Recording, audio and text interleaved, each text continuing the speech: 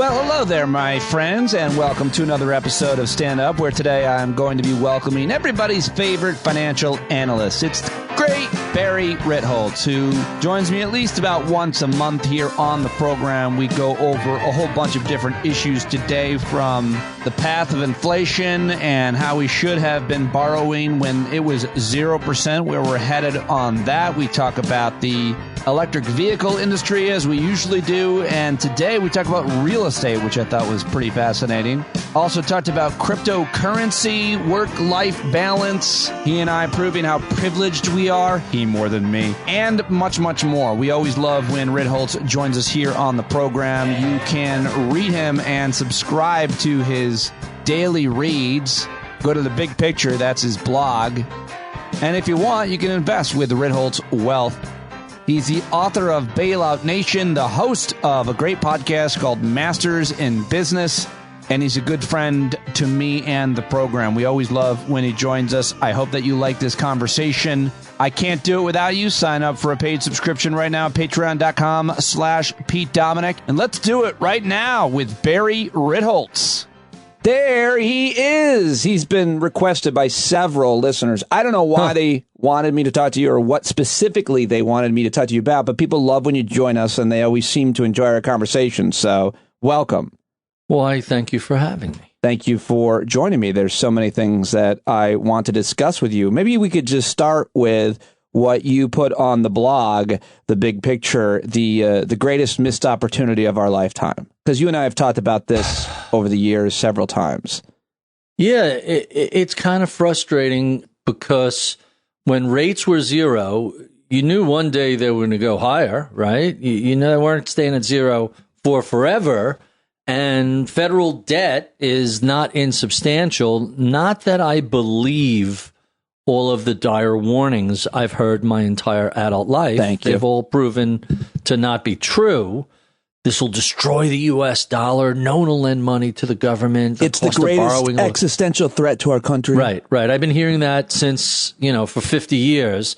And the dollar is the strongest currency that's out there. People have been willing to lend money to Uncle Sam at rates as cheap as any country or cheaper. And in fact, for most of the past 20 years, it's been practically nothing. And the only reason rates are up is because the Federal Reserve raised rates. That's why people are charging more to the government, not because of their own instincts. And, it's going to crowd out private investment. It's done nothing of the sort. So given all of that, just because the deficit scolds and their shrill warnings didn't come true, still doesn't mean if you have a choice to pay 4% on your credit card or 18%, you're going to pay 4%. Why do I want to pay more? It doesn't matter how damaging it is. Cheaper is better, more or less. And I heard all sorts of idiotic reasons why. If we refinance at lower rates, the way every household and business in America has, it'll just encourage more spending. It's like, no, it'll make the spending that's already happened be less expensive than if you don't refinance rates. Seems to make sense. This is simple math. You could say dumb shit if you want, but then I just look at you and think, that's somebody who is stupid. And shockingly, that sort of stupidity carried the day. And it's come up every now and then. Hey, maybe we should look at refinancing federal debt. Like I wrote a couple of columns in Bloomberg in 2016 and 2019. How about a 50-year bond? We could build roads and airports and all these things like the interstate highway system that lasts 75 years. And instead of funding it with short-term money, let's fund it with a 50-year bond. And, that didn't go anywhere. No. So the funny thing is, you wrote two pieces, time for a 50-year U.S. Treasury bond. That's in Treasury bond in 2016. And then you wrote a year later, last call for 50-year Treasury bond.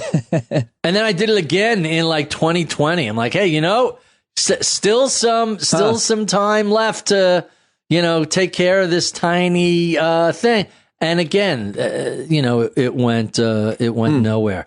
2019, 100-year bonds can fund big infrastructure. 100-year bond. Right. So, and then there were some... That definitely doesn't mature during my lifetime. Right. And then in the UK, they had written some perpetual bonds that have been paid for like 300 years. Think about that. Well, so the point of the piece, the greatest missed opportunity of our lifetimes, when interest rates were zero, there were all kinds of different roads we could have gone down or actually built. Right. And the ironic thing is, as much as Grover Norquist wants to drown the government in a bathtub, someone should drown him in a bathtub. Hey, we don't do that here. They whatchamacallit, all these things that they don't want to pay for get done eventually because you have to have an electrical grid.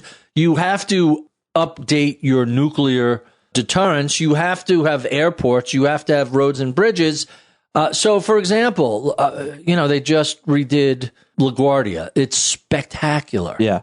But it costs, triple what it would have cost. It was like $9 billion.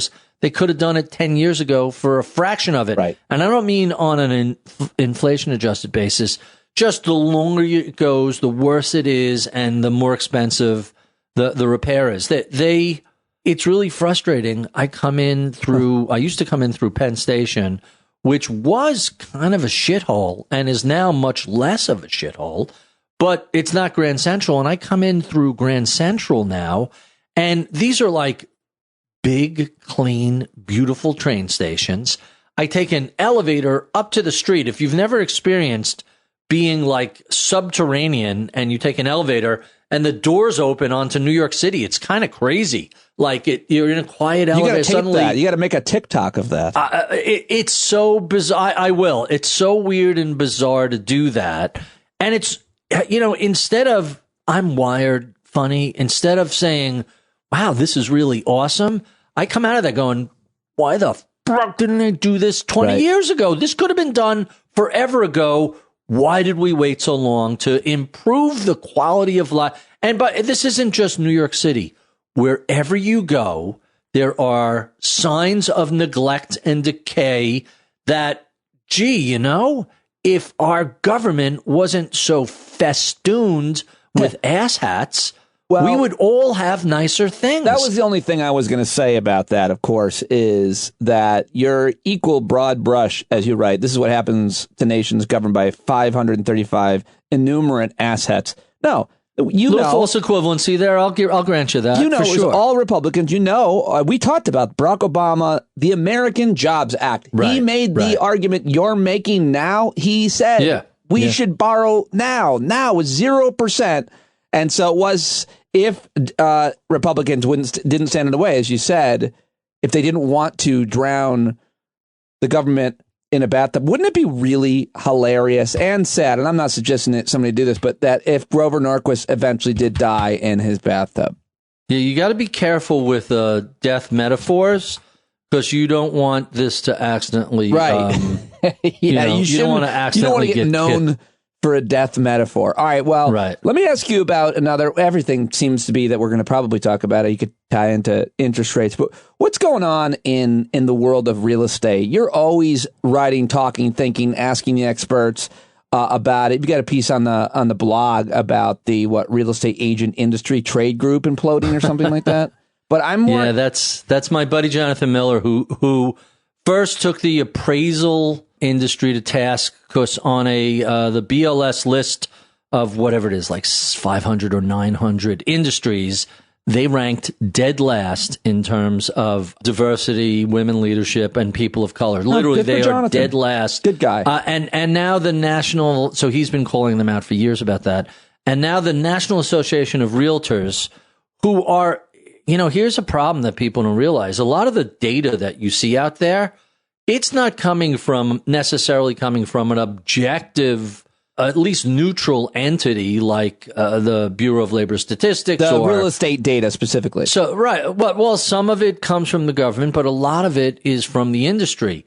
So the National Association of Realtors used to come out with this data and just, especially heading into the financial crisis, they used to take the data and just embed it in the most pernicious spin about real estate. And, my favorite NAR promotion was, it's always a good time to buy or sell a house. And it's like, wait, what?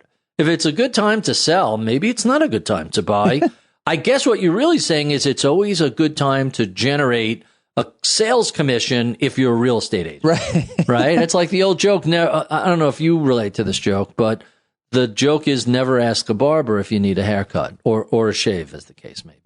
So I don't relate to it, but I understand. You can appreciate it. Yeah. I mean, I had hair.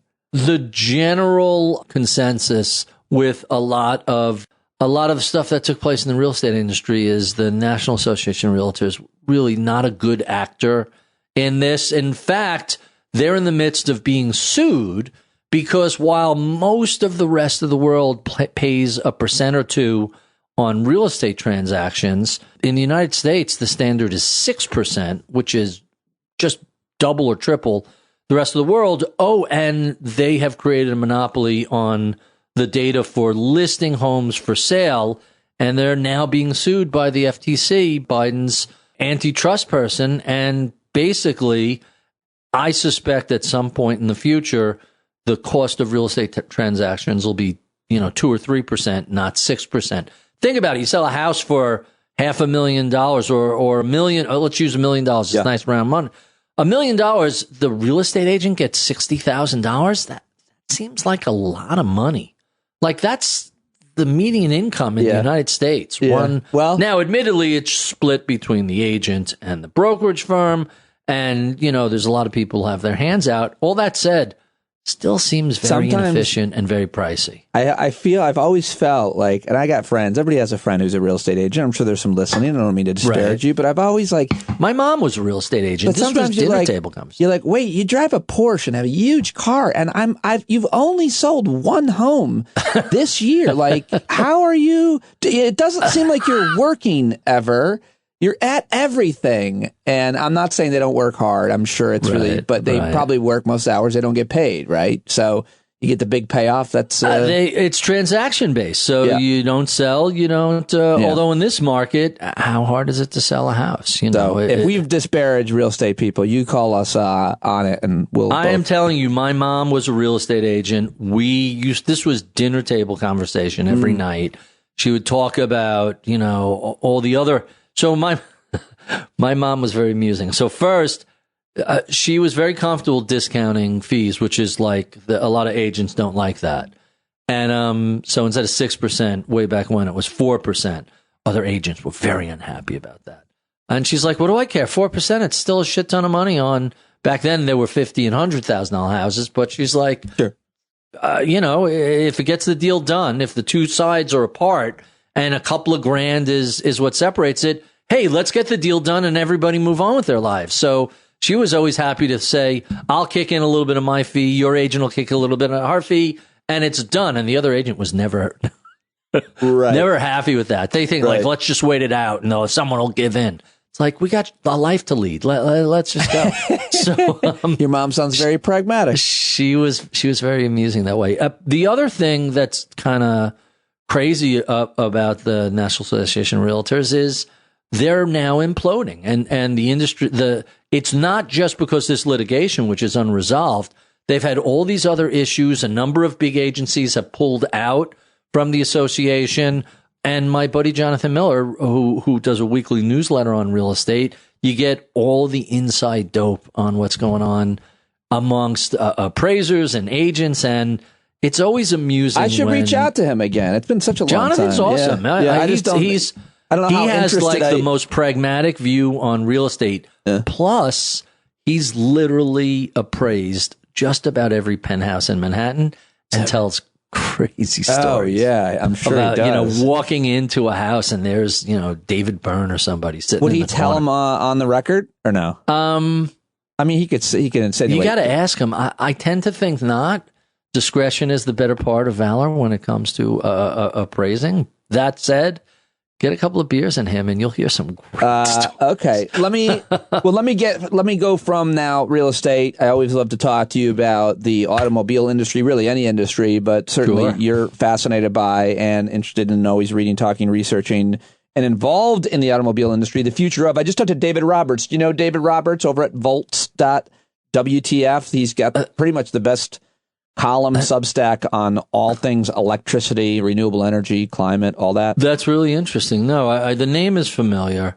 And I get too many Substacks is the problem. Who has time to read 100 I'm telling you, you got to get What's on his, give me his name? David Roberts. Listen to my episode this week with him and let me know what you think about the section about EVs, which I'm sure you probably agree with, but you get more specific. At long last, I have an EV, says Volts David Roberts. Yeah, well, he just got himself a used Chevy Bolt, and it was funny to hear him talk about, have a conversation that you and I have had years ago about just. Didn't you have that car?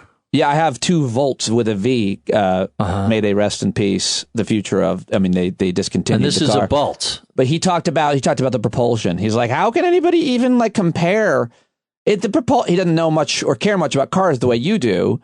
Right. But it's like anybody that gets an electric car, whether it's a lower end or a higher end, the mechanics, the physics of it, and the way that the car.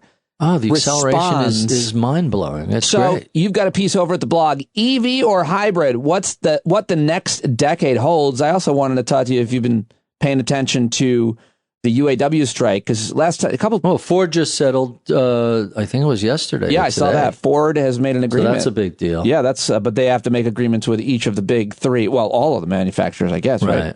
Yeah. Your sense is once one of them settles, everybody else should I hope you're right about that. Shortly fall into play.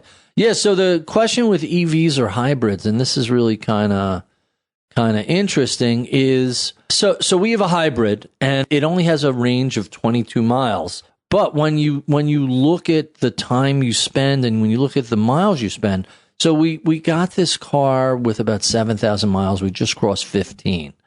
And of the total miles we drove, half of them are zero emissions. Now, stop and think about it. If half are zero emissions, that means a lot of your driving is less than 22 miles. I think people know that. Yeah. By the way, of the total drive time, 540 hours total, zero emission, 352 hours. So well over half, something like 60%, 65% of the time in the car, it's pure EV, which is kind of interesting because, the idea of making these big, heavy cars with these giant batteries that are also heavy and, use a lot of rare earths and kind of tear up the place.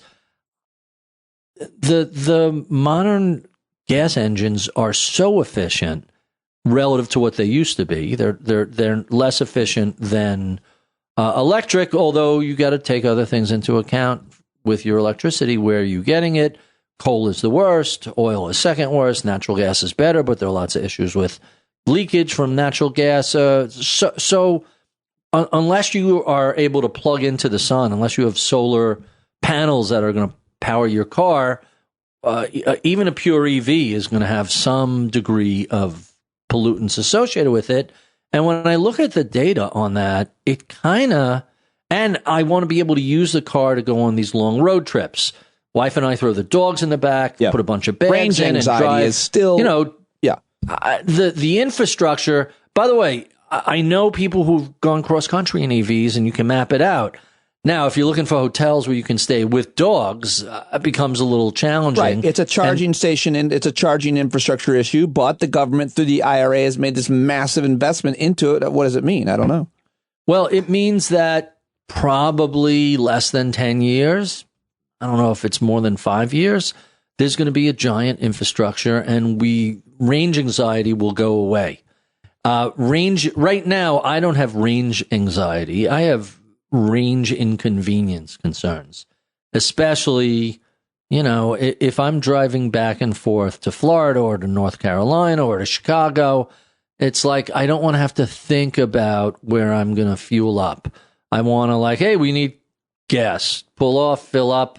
Like a couple of summers ago, I tweeted a picture of 431 range recharge in 3 minutes. That's pretty good, That's the current state of technology for the internal combustion engine.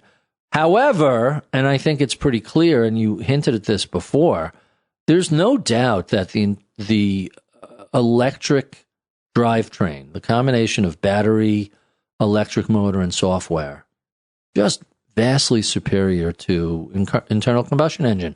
Lower cost of operation, lower cost of maintenance, wicked fast acceleration, and it's a slightly different driving experience because the car's a little heavier, but the batteries are at the bottom, so the center of gravity is lower. So the penalty for, like, you put a big V8 up front, you're taking a weight penalty versus a smaller engine, and a weight penalty in a specific place that affects the dynamics. An electric motor sitting on the axle and batteries pretty close to the floor of the car, not the worst thing for how a car handles. No, that's one of the reasons why the 2010 Chevy Volt was Motor Trend's Car of the Year, and why I still love driving that car, even though it's mostly fallen apart because of the way I've handled it.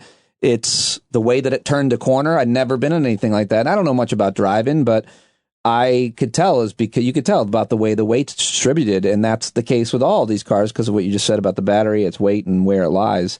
It's awesome. They corner really, really, really well. People don't talk about that. I didn't realize all of them had the batteries built that way across. Most of them do. If you have the ability to put your battery pack, like when you look at these big pickup trucks, the floor of those trucks, the underside, there's a little bit of steel, and then there's a whole lot of batteries. So I had the Ford Lightning. I borrowed a Ford Lightning from F-150 Lightning from Ford for a week, and nothing that size should be that fast. It's absolutely, it's crazy, but it's big and heavy, and you have to realize the rules of physics haven't been modified. They're still there.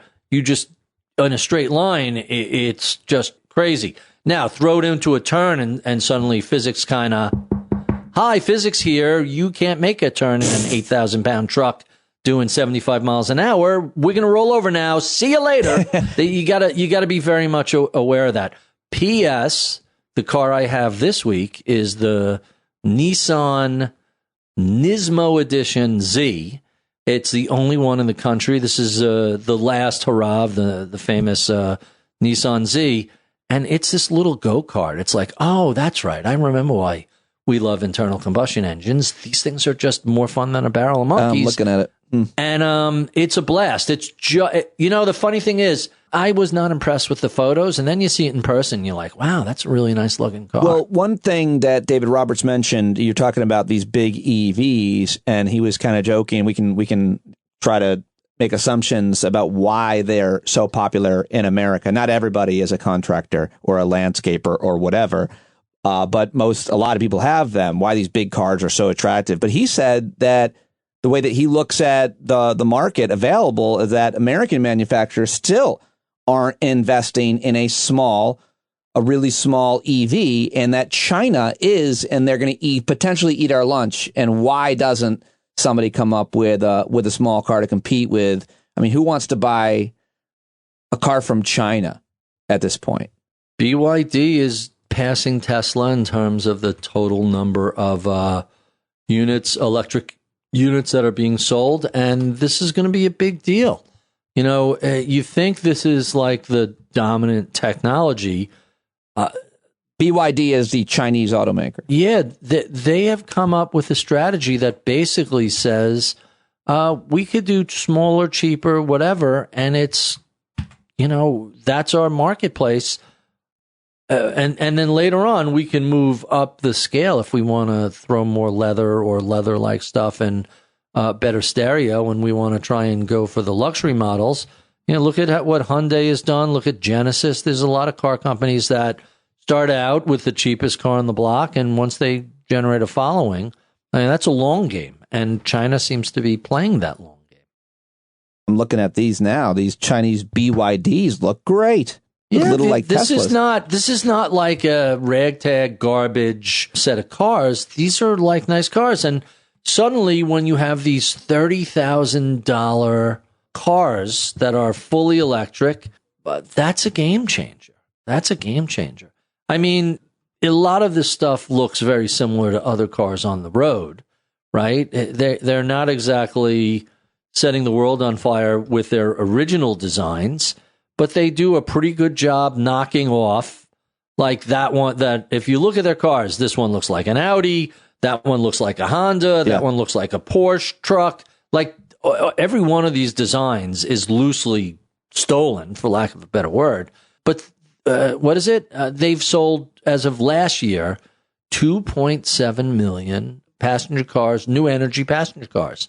That's a really impressive amount of electric vehicles out there. And I think this is the first quarter they passed Tesla in total unit sales. That's impressive. Let me switch off of the automobile industry unless you have anything else that you want to mention. No, this is a bunch. This is, that's already too much. Let's go to work-life balance and talking about working from home and how the pandemic, what that created and how employers are now looking at it culturally in terms of output. Everybody seems to have an opinion on this, and it's a real fracture in our culture, and there's a lot of consequences for it, I suppose. But you've been talking about this, haven't you? A whole lot. So, and it's much more nuanced. You know me, I'm all about nuance. Yeah. Everybody wants a thumbs up, thumbs down, black and white answer, and the world doesn't cooperate with that. So the first thing we all have to recognize is the pandemic taught everybody, or reminded some of us, or just generally revealed that most of our prior centuries' thoughts on work and commuting and workplaces, especially offices, was very much tied to a paradigm that doesn't exist anymore. So that whole concept of 9 to 5 in the office, supervised by a boss, interacting with customers coming in and out. I mean, I guess if you were running a department store at the turn of the last century, sure. But if you're a desk worker, a knowledge worker, if you're essentially any white collar worker that, you don't have to be face to face with people all the time, suddenly that cohort found themselves with a lot of more flexibility and a lot more choices. At the same time, a lot of big companies kind of came to realize, hey, we have a corporate culture we're trying to inform all our employees and customers about. We have lots of new hires. We have lots of young people. We have lots of folks that have to be trained, that have to have hands-on learning. They need to be mentored. You can't do that over a screen. And so, for sure, lots of us don't have to go into the office every day anymore the way we used to. But if you're right out of school, if you're, I don't know, pick a number, under 40, under 30, I don't know where that line is. These are just made up estimates. If you're not in the office, 3 or 4 days a week, and your colleagues and people of your same graduating class or starting class, whatever you want to call it at that firm, you're at a disadvantage. FaceTime is valuable. I don't mean FaceTime on the iPhone. I mean, getting some FaceTime with your boss, having someone show you how to do something, sitting in on meetings, sitting in on developing a network, like all these things that you need to learn how to do early in your career. All these things you have to learn how to do when you're, coming up the ranks. It's hard to do remote. And so office work isn't going away. Cities aren't going away. Working for a boss in a physical office isn't going away, but it's being modified. And, lots of big companies are giving people certain options. They're hybrid. Hey, everybody's in the office on Tuesday, and pick any other 2 days a week you want to be in the office, and the rest you can work from home, but we expect you to do this and this and this, and that's how you're going to be evaluated. There's a lot of companies moving to that hybrid arrangement. It gives them an advantage when they're recruiting people, when they're trying to hire people. Right. Sure. It allows them to keep more women on staff, or hire more women, especially working mothers. Because, I don't have to be in the office every day, Monday to Friday, 9 to 5. Early in the pandemic, a lot of the data I saw implied that people who were working remotely or working hybrid were actually putting in more time than people who were coming into the office, wasting a lot of time commuting, wasting a lot of time, like I go downstairs to get lunch. It's 7 minutes and I'm back at my desk. You're in the office, you walk out of the office, you got to go get to wherever, whether it's Chipotle or Smith & Wollensky's, it doesn't matter. You're still out of the office 20 minutes, a half hour, an hour. It's just so much more efficient here. Plus, I'm wearing a shirt half the time, I'm still in my pajamas when I roll up to, and I'm in like this week, I was in the city 3 days and last week, 2 days. So I'm typically, I'm averaging 2.5 days or so a week in the city. Some days 2, some days 3, every now and then 1. If I travel for work, I kind of count that as commuting. So if I leave Sunday to go to Orlando for a conference and I'm there Monday and I come back, all right, maybe I'm not going to be in the city 3 days that week because I just traveled 2,000 miles round trip. I think generally people are companies that recognize that employees appreciate the flexibility that hybrid work creates. I think that gives them a little bit of an advantage. You just have to be sure you're mentoring your junior folks and that you're maintaining your core corporate values and cultures, and it's not, it just doesn't become a free-for-all. The thing that I just personally love the most and that I think defines wealth for me now, working for myself and generally alone, is that I can make up my schedule every day. Like, I am in such control of my time and schedule, especially my daughters are older. And so I can get, if I want, on a beautiful day, and I do, I manage my life to some extent around the weather forecast. Yeah. I can get 2 days outside, 2 hours outside rather, and then work usually at night. And I think a lot of people probably are working just also at weird hours, or they're working 4 hours, 2 hours off, 5 hours here, 1 hour there. Do you think, is that just me, or are a lot of people now working at different weird times because they can, as long as they get their work done? If they get it done in 2 days, I talked to a guy who says he does 40 hours of work in like a few days, and then he doesn't have to work the rest of the week. We've all heard stories about people working 2 jobs and stuff like that. I find I start early. I try and take a break at noon. Like if I'm at my desk at 5:30 or 6:30, like by noon, it's a decent day's work. I'll take a break, then I'll work 2 to 4:35. The other night I got home late and I still had to prep questions for a podcast. So I was up here till 9 o'clock. And the last thing I do before I shut everything off and go to bed at night is I look at my email. I look at what's going on. Sometimes I'm, taking one last look at the next morning's schedule, getting the reads always go out at 7 a.m. So if I want to, be lazy and sleep till 6, all right, at 10 o'clock at night, I'll kind of do some of that work. I don't feel like maybe you could say, yeah, it's different. Your name's on the door, blah, blah, blah. But I've always been this way. This is not a change for me because I own a business. Kind of how I've always done it. And the technology has just made it so much easier. That plus, all of my deficits and issues I work around. I find it easy sometimes to I'm going to walk away from this for a few hours and see what my brain does, if that kind of lets it. That's why I think teachers have the hardest job. I'm trying to think about live schedule people who can't but it's every hour you're on with the kids. It's you give yourself a break. Read for 2 minutes. Oh my God, I got to take a. Let me ask you before you go. I haven't listened to that. Ought to hold the little bastards. I love that. Seriously, accidental audio clip is just great. So. I haven't heard it yet, but you sat down with you're friendly with Michael Lewis for your podcast, Masters in Business, which I'll link to. And he's got a new book out, Michael Lewis, Going Infinite, The Rise and Fall of a New Tycoon. And this is about, there he is. He's holding it up. This is about. But wait, there's more. Oh. You have more swag. There he goes. He's walking away from the microphone, causing me to either have to see. I am wearing pants today. Edit this out or decide, was it worth it to keep it in? Yes. Here he's back, and he's got. This is the other book I just interviewed today. Zeke Fox, Number Go Up, and these are really just 2 very different takes on the world of crypto. By 2 very different writers. You read Michael Lewis because he gets into these wild narratives with these crazy characters and he tells a great story.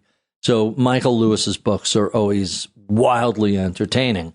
What was kind of crazy is after the 60 Minutes interview that he did, I describe Michael Lewis as the poet laureate of finance. He's the guy that writes the best stories about the world of finance and all the ways it just goes wrong.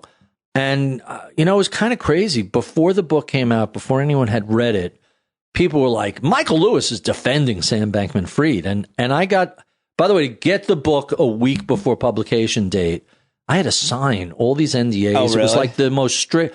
And I'm pretty confident it was because 60 Minutes said, yeah, we'll give you 2 segments, but here's the deal. Yeah. The book can't leak. We have to break the news, and that's why we'll do that. So I read the book, and I found it very entertaining, but he kind of doesn't tell you if he thinks Sam Bankman-Fried is guilty or not. He just was embedded with him for a year and just saw all this shit as it was going up.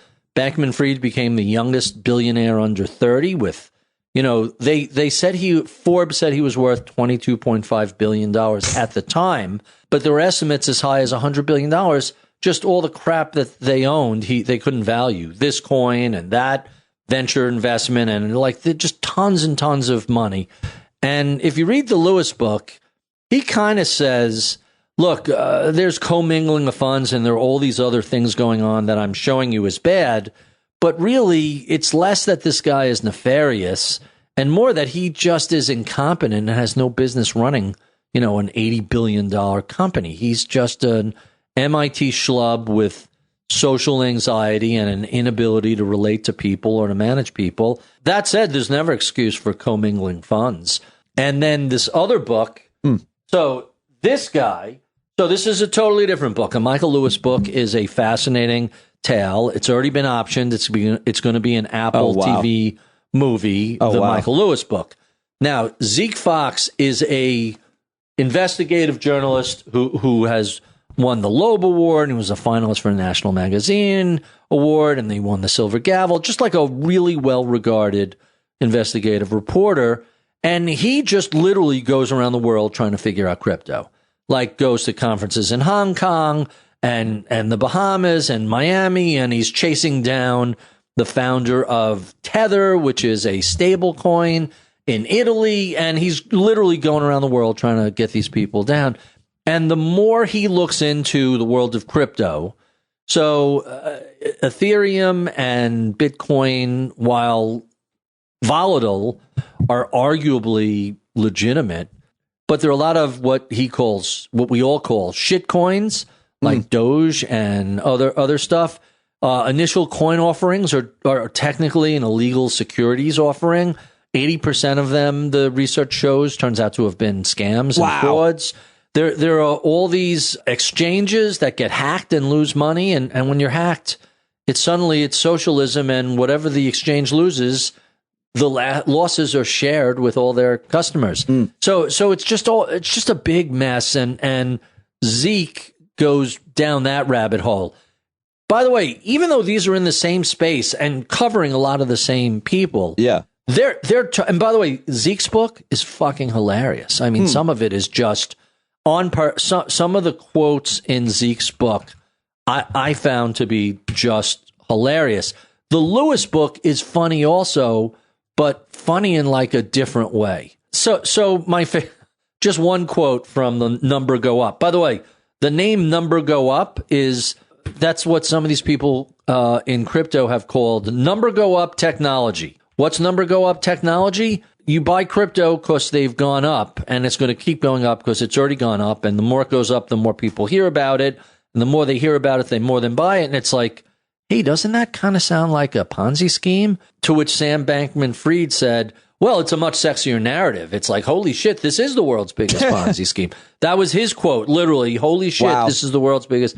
But it turns out that Tether was conjured up by the guy who was a child actor in The Mighty Ducks, and the bank where their money is held is run by the guy who literally created Inspector Gadget. Like, you couldn't make that stuff up.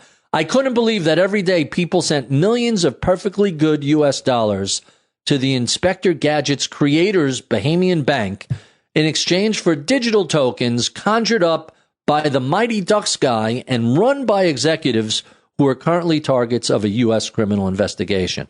So that's the other book, and it's less, and it's filled with all sorts of horrifying things. Brock Pierce is the actor's name. Brock Pierce, that's correct, and he was in The Mighty Ducks, and he's like he's also in D2, The Mighty Ducks. He's a chill dude. He's like a total. A lot of these guys are surfer dudes chasing waves. Ran as an world. Independent candidate in the 2020 United States presidential election. There you go, perfect. Well, both those books look really interesting. They're so much fun. So Inside interesting. Crypto's Wild Rise and Staggering Fall. Zeke Fox, pronounced Fox. Spelled F-A-U-X, but pronounced That's really Fox. misleading. And by the way, he's so you have one guy who's a storyteller and writes this very funny book about all these characters and the story, and people kind of get bent out of shape out of it. I was like, wait, you're really going to cancel Michael Lewis? Because instead of coming out and saying this guy's guilty, he should go to jail, instead he said, well, there's a trial and you'll figure out if he's guilty or not. P.S. The bankruptcy attorney who gets appointed to take over FTX after they declare bankruptcy, that's the Sam Bankman-Fried company, comes in and says, I've been doing this 30 years. This is even a bigger mess than Enron. But then you find out that they appoint these attorneys that were also attorneys for FTX. It's like, hey, isn't that a conflict? How can you be their bankruptcy attorney and the regular counsel? And of the so according to Lewis, there was like $8 billion missing or $9 billion they couldn't account for, and they've recovered like $7 billion of it already. And there's lots and lots more stuff that's out there. Doesn't excuse the behavior of SBF, but it does sort of, and I think this is why people got bent out of shape. It does kind of give credence, if you believe the Lewis version. Hey, this guy wasn't a thief. He just had no business running a company. By the way, they had no accountants, no CFO, no audits, no financial books, no spreadsheets. Like, imagine you're responsible for $50 or $75 billion. It's like, just here's a box. Just put all the paperwork in here. We'll figure it out all that later. stuff has to be regulated and controlled. Right, and it's not. And that's why these are located in Hong Kong and the Bahamas, because the U.S. doesn't allow it. But the crazy thing is, of this isn't like a giant case like the thing that blew up in the Gulf of Mexico, and you have 100,000 plaintiffs. And it's going to take the lawyers 20 years the BP oil spill versus FTX. This is a handful of talking about FTX. FTX.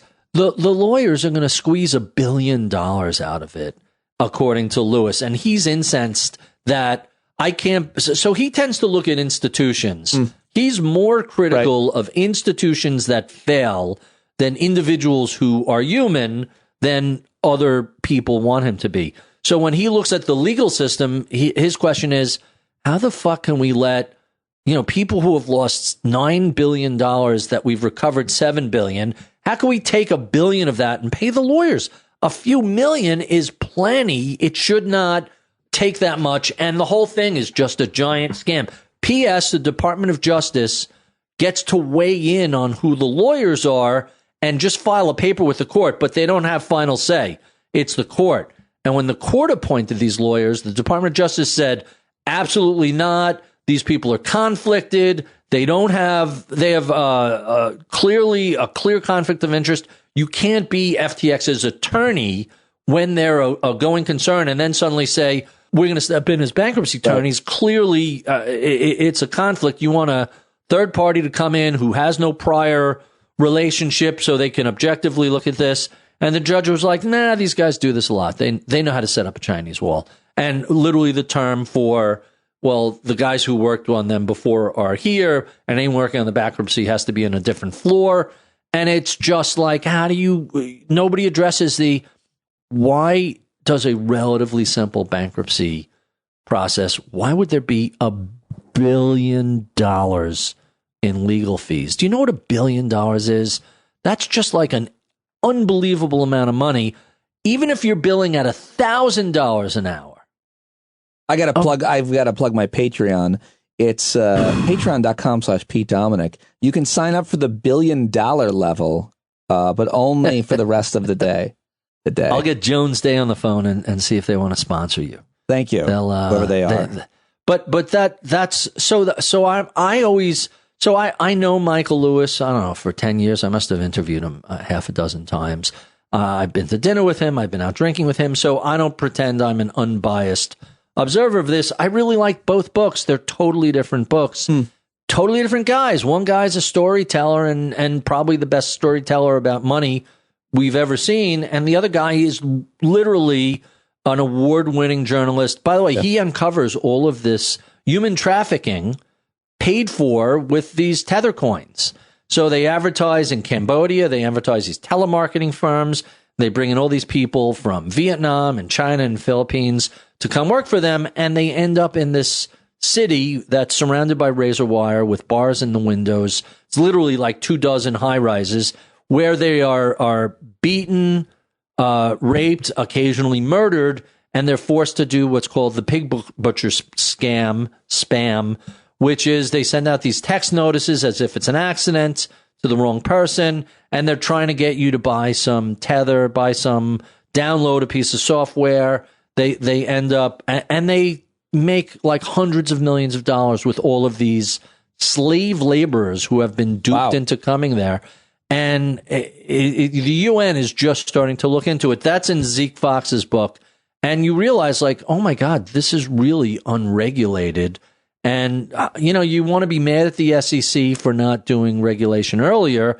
At the same time, it's in Hong Kong. All this stuff is offshore where they don't have jurisdiction. Right. The whole situation is, that's funny. In the Fox book, he points out crypto's been around since the Satoshi white paper, which was like 08 or 07, 09, something like that. But it's been around for like over 14 years.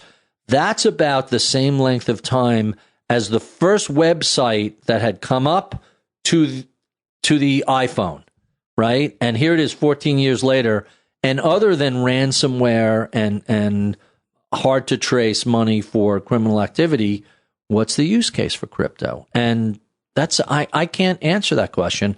It's a pretty damning question in the Zeke Fox book. He thinks crypto is a solution in search of a problem, but in the meantime, here's lots of fraud and lots of criminality that are taking advantage of it. Wow. I strongly recommend both books. If you want to get really angry, read Number Go Up.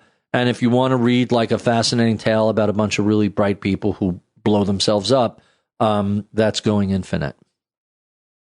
And I've got it going to get my daughter. Thank you so much for all of that. My as pleasure. Always, this is great to catch up.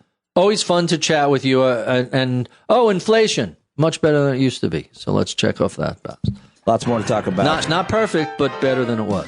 Thank you, sir. I'm going to hit end. All righty. All righty, indeed. There he goes. Big Barry Ritholtz, at Ritholtz on social media. Follow him and read his blog. Go to The Big Picture. Listen to the podcast, Masters in Business. Tell him I sent you. There he goes. Thank you very much, Barry. Thank you very much for tuning in, for listening, for writing a review on iTunes and Spotify. And thank you, as always, to John Carroll for the great original music. JohnCarroll.org, playing us in and out each and every day.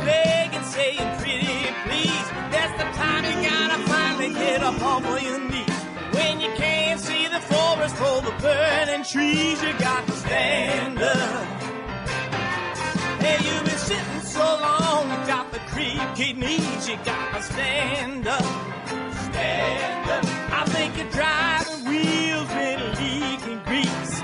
Boy, you better stand up. Stand up. Well, there's a whole lot more of us who know what's right. They'll keep right on ignoring us if we keep sitting tight. You got to open up the window to let in some light. You got to stand up. That's right. You got to rise up. You got to stand up. You got to stare the devil straight in the eye. You got to let him know it's his turn to go. See it clear when all you hear is a lie.